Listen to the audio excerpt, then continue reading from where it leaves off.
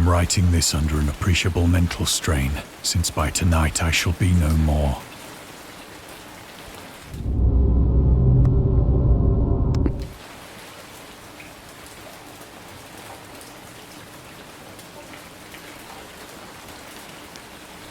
Penniless, and at the end of my supply of the drug which alone makes life endurable, I can bear the torture no longer, and shall cast myself from this garret window into the squalid street below.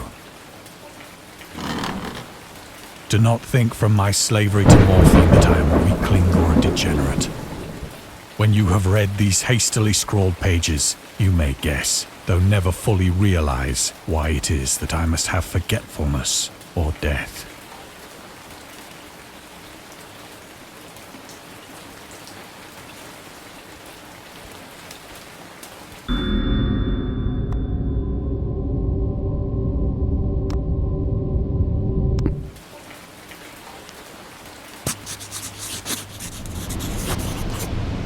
It was in one of the most open and least frequented parts of the broad Pacific that the packet of which I was supercargo fell a victim to the German sea raider.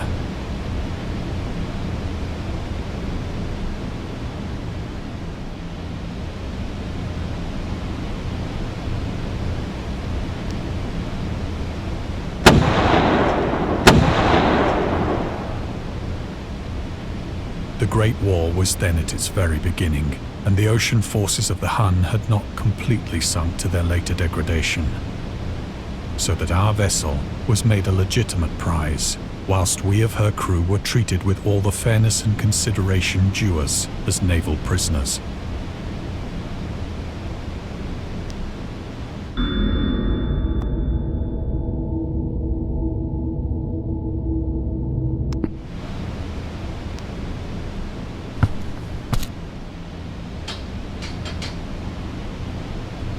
So liberal, indeed, was the discipline of our captors, that 5 days after we were taken, I managed to escape alone in a small boat with water and provisions for a good length of time.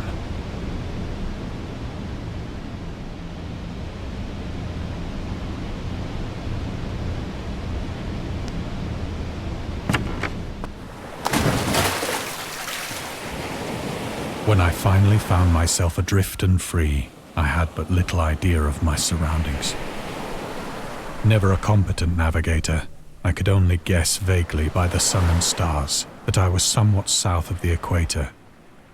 Of the longitude, I knew nothing, and no island or coastline was in sight.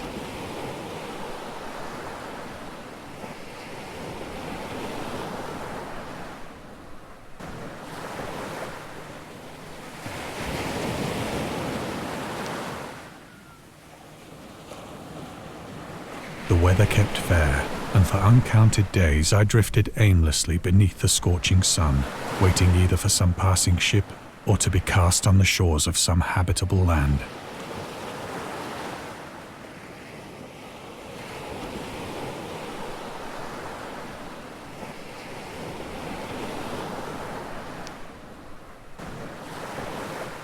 But neither ship nor land appeared, and I began to despair in my solitude upon the heaving vastness of unbroken blue. The change happened whilst I slept.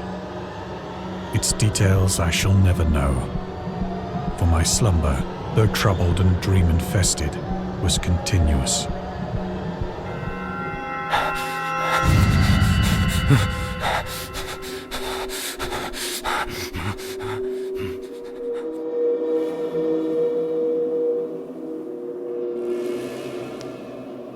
When at last I awoke, it was to discover myself half sucked into a slimy expanse of hellish black mire, which extended about me in monotonous undulations as far as I could see, and in which my boat lay grounded some distance away. Though one might well imagine that my first sensation would be of wonder at so prodigious and unexpected a transformation of scenery, I was in reality more horrified than astonished. For there was in the air, and in the rotting soil, a sinister quality which chilled me to the very core. The region was putrid with the carcasses of decaying fish, and of other, less describable things which I saw protruding from the nasty mud of the unending plain. Perhaps I should not hope to convey in mere words the unutterable hideousness that can dwell in absolute silence and barren immensity. There was nothing within hearing and nothing in sight save a vast reach of black slime. Yet the very completeness of the stillness and the homogeneity of the landscape oppressed me with a nauseating fear. The sun was blazing down from a sky which seemed to me almost black in its cloudless cruelty, as though reflecting the inky marsh beneath my feet.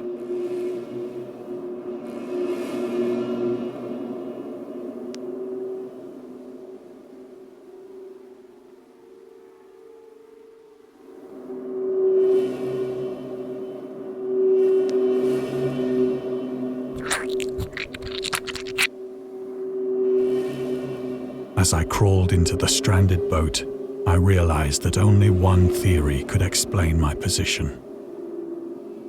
Through some unprecedented volcanic upheaval, a portion of the ocean floor must have been thrown to the surface, exposing regions for which innumerable millions of years had lain hidden under unfathomable watery depths.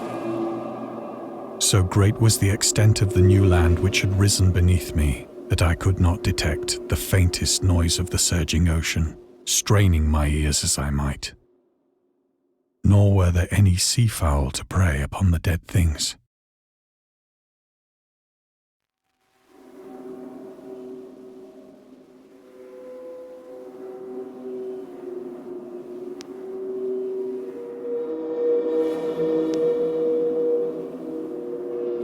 For several hours I sat thinking or brooding in the boat, which lay upon its side and afforded a slight shade as the sun moved across the heavens. As the day progressed, the ground lost some of its stickiness and seemed likely to dry sufficiently for traveling purposes in a short time. That night I slept but little, and the next day I made for myself a pack containing food and water, preparatory to an overland journey in search of the vanished sea and possible rescue.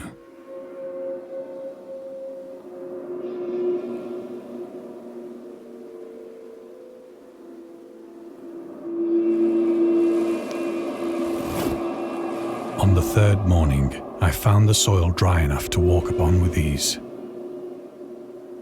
The odor of the fish was maddening, but I was too much concerned with graver things to mind so slight an evil, and set out boldly for an unknown goal.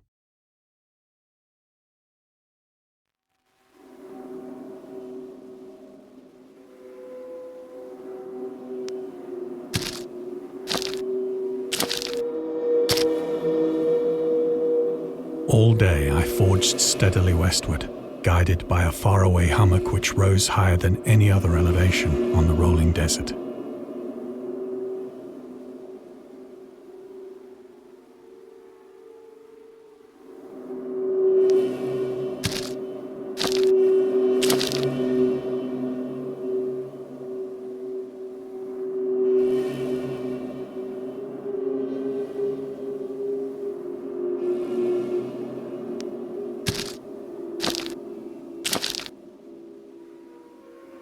That night, I encamped, and on the following day still travelled toward the hummock, though that object seemed scarcely nearer than when I had first espied it.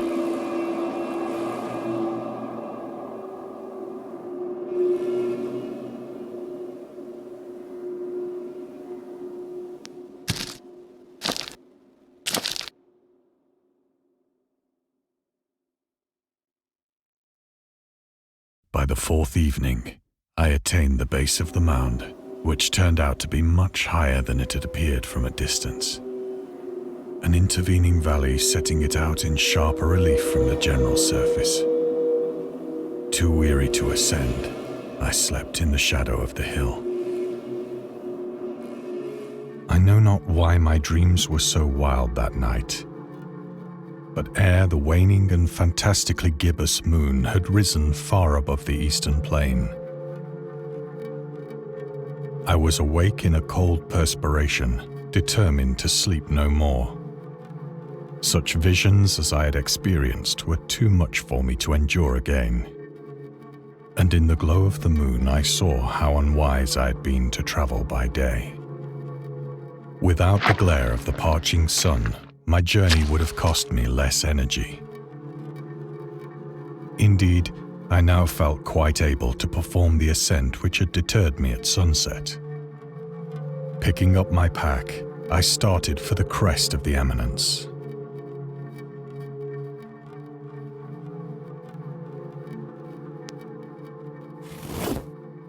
I have said that the unbroken monotony of the rolling plain was a source of vague horror to me. But I think my horror was greater when I gained the summit of the mound and looked down the other side into an immeasurable pit or canyon, whose black recesses the moon had not yet soared high enough to illumine. I felt myself on the edge of the world, peering over the rim into a fathomless chaos of eternal night. Through my terror ran curious reminiscences of Paradise Lost, and of Satan's hideous climb through the unfashioned realms of darkness. As the moon climbed higher in the sky, I began to see that the slopes of the valley were not quite so perpendicular as I had imagined.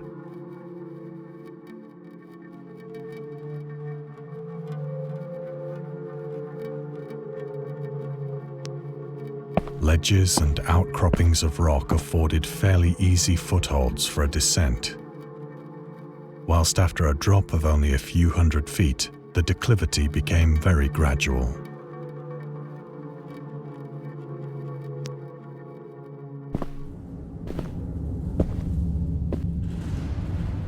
Urged on by an impulse which I cannot definitely analyze, I scrambled with difficulty down the rocks and stood on the gentler slope beneath, gazing into the Stygian deeps, where no light had yet penetrated.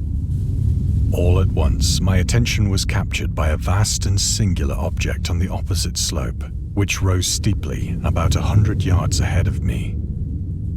An object that gleamed whitely in the newly bestowed rays of the ascending moon.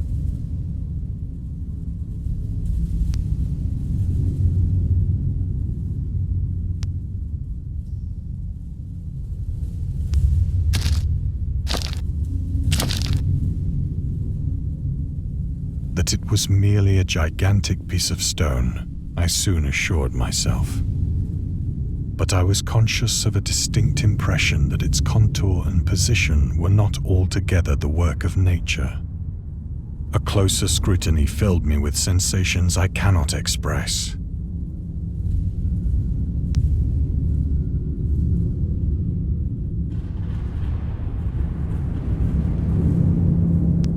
For despite its enormous magnitude and its position in an abyss which had yawned at the bottom of the sea since the world was young, I perceived beyond a doubt that the strange object was a well-shaped monolith, whose massive bulk had known the workmanship and perhaps the worship of living and thinking creatures. Dazed and frightened, yet not without a certain thrill of the scientist's or archaeologist's delight, I examined my surroundings more closely.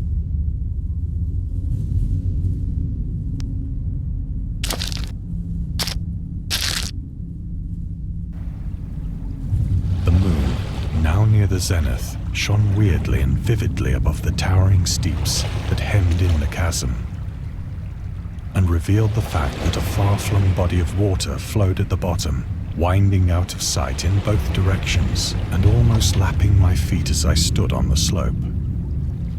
Across the chasm, the wavelets washed the base of the cyclopean monolith, on whose surface I could now trace both inscriptions and crude sculptures.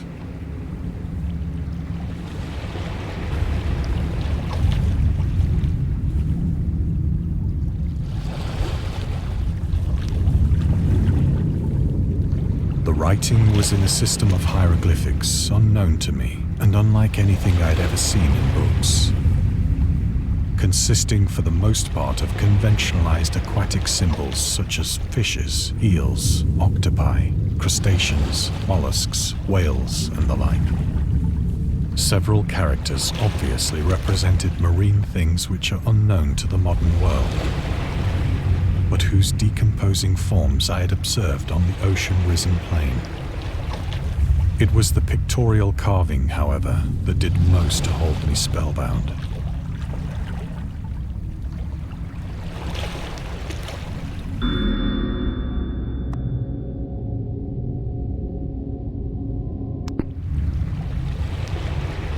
Plainly visible across the intervening water on account of their enormous size were an array of bas-reliefs whose subjects would have excited the envy of a Doré.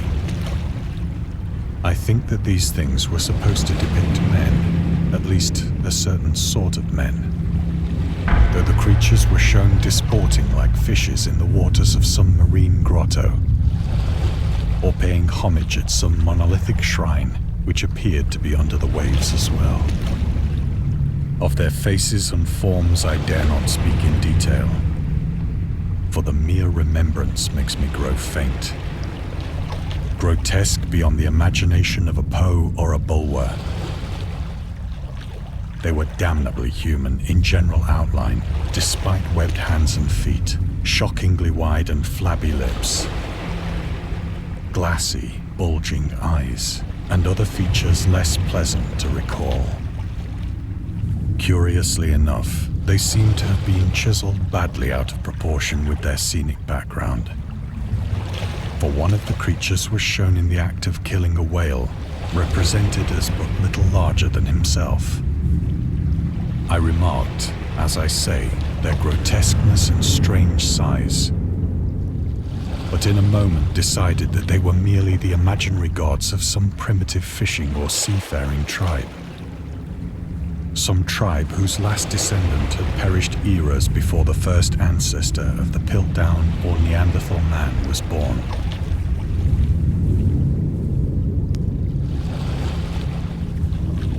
Awestruck at this unexpected glimpse into a past beyond the conception of the most daring anthropologist, I stood musing whilst the moon cast queer reflections on the silent channel before me. Then, suddenly, I saw it. With only a slight churning to mark its rise to the surface, the thing slid into view above the dark waters. Polyphemus-like and loathsome, it darted like a stupendous monster of nightmares to the monolith, about which it flung its gigantic scaly arms, the while it bowed its hideous head and gave vent to certain measured sounds.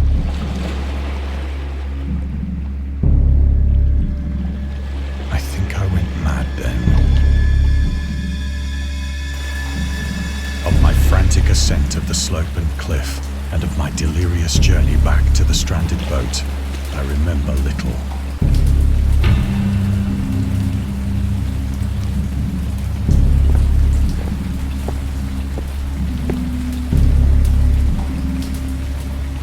I sang a great deal and laughed oddly when I was unable to sing.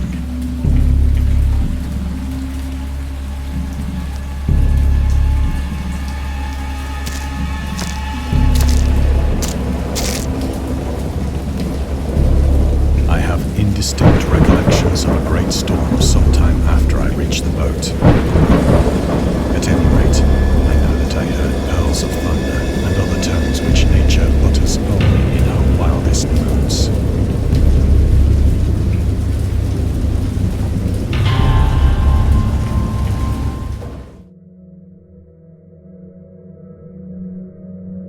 When I came out of the shadows, I was in a San Francisco hospital, brought thither by the captain of the American ship which had picked up my boat in mid-ocean.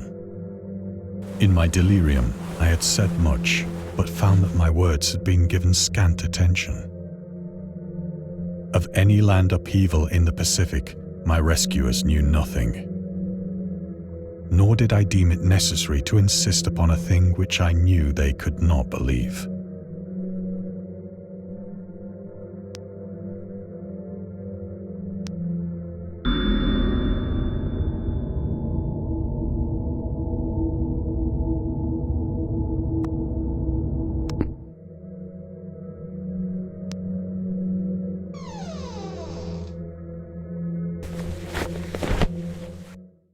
Once I sought out a celebrated ethnologist and amused him with peculiar questions regarding the ancient Philistine legend of Dagon, the fish god.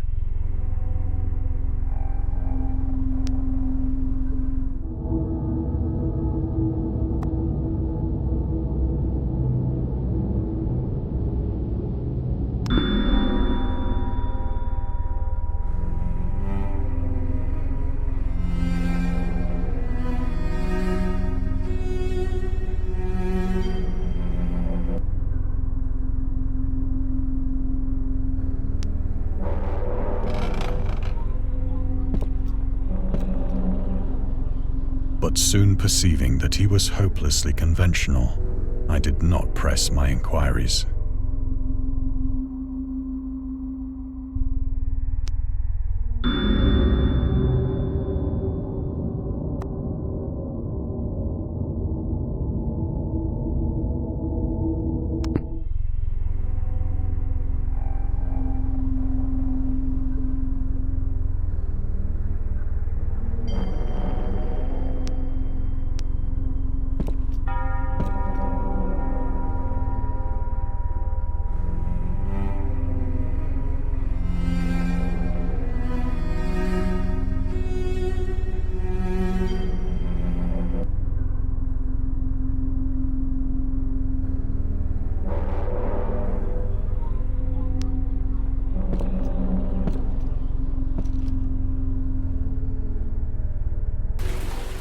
It is at night, especially when the moon is gibbous and waning, that I see the thing. I tried morphine, but the drug has given only transient surcease and has drawn me into its clutches as a hopeless slave. So now I am to end it all, having written a full account for the information or the contemptuous amusement of my fellow men.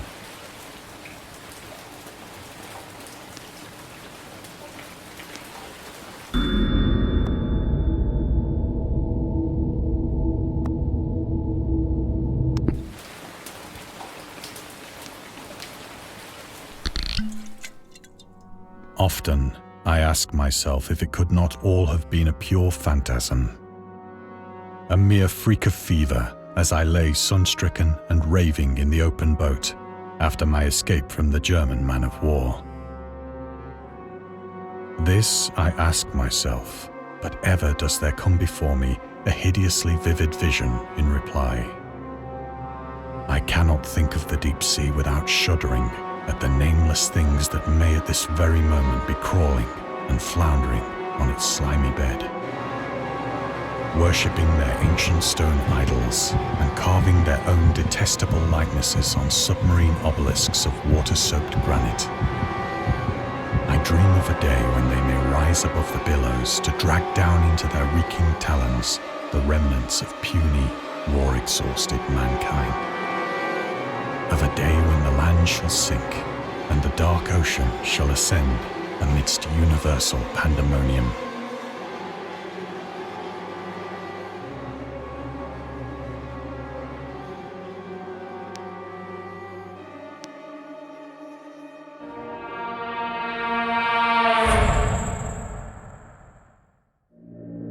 The end is near.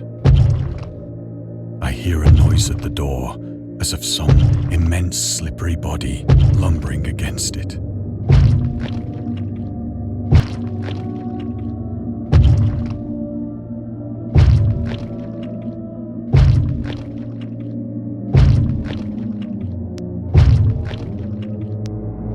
It shall not find me.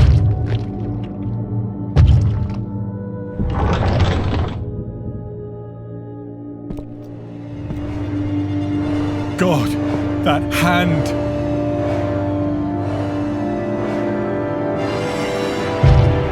The window! The window!